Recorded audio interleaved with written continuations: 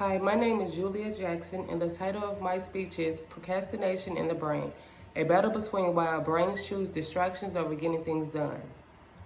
Be honest, how many of us have picked up our phones and said, I'll just scroll for a few seconds and then start my day? And before we know it, those few seconds turn into several minutes or even an hour. Most of us have experienced this at some point, and it's a perfect example of procrastination in everyday life. This topic is important because it shows why our brains love distractions and why procrastination is such a common part of everyday life. At first, procrastination might seem like a simple habit of putting things off, but distraction is actually a process of attention diversion that is much more complex than we tend to believe. In reality, there is a lot happening in the brain that influences why we delay tasks.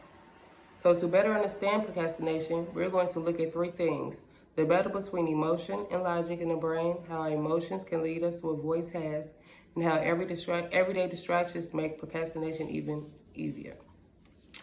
Let's start with what's happening in the brain. Procrastination often happens because there is a conflict between the emotional and logical parts of the brain. The emotional system of the brain focuses on comfort and immediate rewards. It pushes us towards things that feel good right now, like scrolling through our phone or watching videos.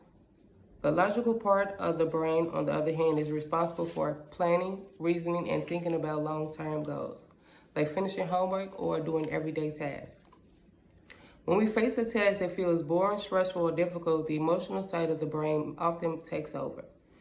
Instead of thinking about the long-term benefits of finishing the task, we naturally choose something that feels easier or more enjoyable in the moment. Psychologist Dr. Tim Feichel, who studies procrastination, explains that people don't procrastinate simply because they're lazy. Instead, procrastination happens when our emotions temporarily overpower logical thinking. In other words, it's less about time management and more about emotional management. Now that we understand the battle in the brain, let's talk about how emotions themselves make procrastination even more likely. A lot of tasks create feelings like stress, anxiety, boredom, or even self-doubt. For example, starting a big assignment or project can feel overwhelming. Instead of dealing with those uncomfortable feelings, our brains often try to avoid them. Procrastination becomes a way to escape those emotions, at least temporarily. When we delay a task, we might feel a little relief at first, but that relief usually doesn't last very long. According to the American Psychological Association, procrastination is closely connected to emotional regulation.